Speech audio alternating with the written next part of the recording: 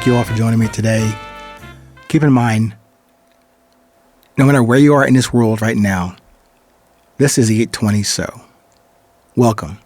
And remember, it's always 820, not because this is the most salient and riveting word you'll hear from me or from anybody, but in these 500 seconds, this less than 10 minutes conversation about resilience is intended to support you, to encourage you, to give you a perspective from a guy you probably never met and may never meet, but something I hope is worthy of your 500 seconds today, and maybe apply it as you step forward into this world with not new knowledge, no, a new perspective on what you don't know, and that's oriented on the simplicity of what life really is. To think yes, to think love, to feel love, and to produce in each day and in each moment, produce something tangible, a service or a product. Each time you step forward in this life, nothing is random, nothing is, whatever I want to do, it's all I'll do. Make sure you put your heart into what you're doing, not just because it's what everyone is doing, but because you want to do it.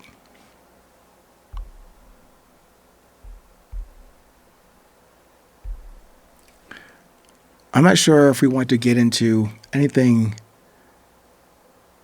Well, it's all new. This discussion today with me and you is new.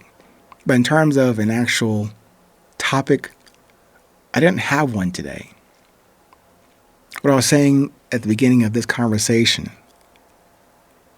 each moment is new and fresh, like each and every breath that you take, that I take.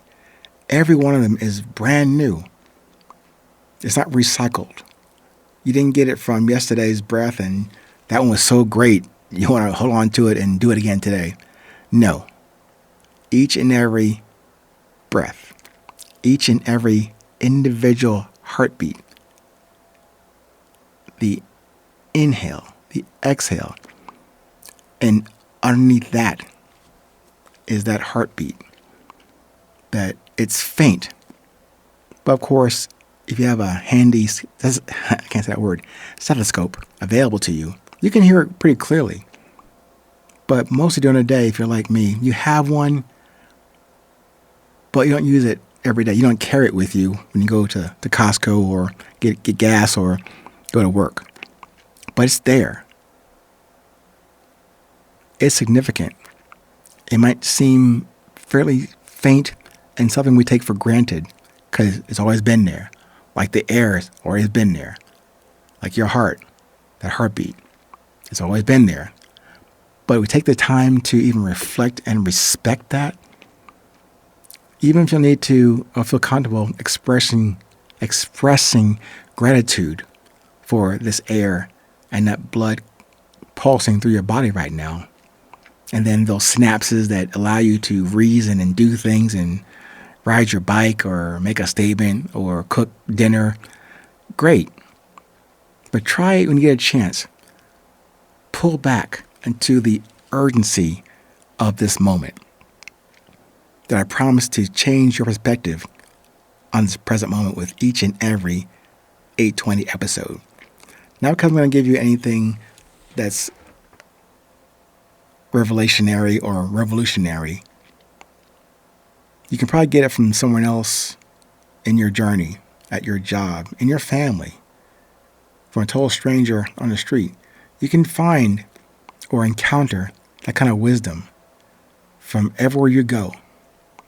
But similar to that heartbeat, similar to this air we're sharing right now, take the time to respect that, to honor the value and the grace that you are giving, that I've been given every day to even share a word with you, for you to even hear a word today. Yeah, some of them will be offensive or aggressive or negative. No way we can ever determine or prescribe what we're going to hear today. We're giving a lot of things. Things are broadcast to us, whether we know it or not, whether we want it or not. However, the key point is, what do we need? Now we start forming a fine, maybe a solid line between what we need and what we want. Even further, what we need and what we don't want. You have a line there, but for example, let me stay with that thought process or that observation. Something we don't want, yet it comes at us hard and fast. You're going to stop it? No, it's coming in through your senses. You hear it, you smell it, you taste it, you see it, you feel it. It's happening. You couldn't opt for the resistance approach, like, hey, I don't want that anymore. But the more you resist it, the more it comes at you. That's why in another earlier episode, I mentioned about the allowance and the acceptance. Not because you are welcoming bad shit into your life. When it comes to you, you don't need to digest it or ingest it.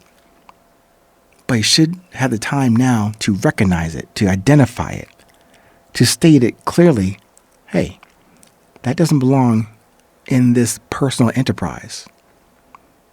It will help me to build on my resilience, but I'm not going to take that in as part and parcel of my infrastructure. But to do that, you have to take the time. I'm asking you, take the time to, if you will, use my example definitions, not as the end-all, be-all, go-to words of wisdom from this guy you never met, but use them as a low-level baseline and then step over that and define for yourself what drives you. What is your discipline for that? What is your raw desire? That's the infrastructure I'm trying to get to. Not just to tell you what to do, it's to remind me of what to do. So while I might have put these words into a nice glossy format called a book or in audio on this podcast, it still serves to remind me in each and every moment that I can remember to then refresh my own awareness of what is important right now and not get so far distracted or off the beaten path. Not off the new trail I am forging for myself, to remind myself what has enabled me to be here, to remain here, to continue moving forward.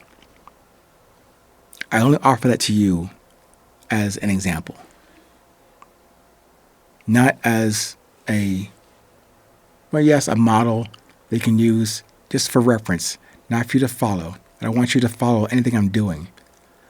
I'm asking you to listen for a few moments of your day, these 500 seconds of resilience that I hope helps you on your journey and to share with those who you come in contact with today. Stay present. Stay current. No matter where you are in this world, please remember, it is always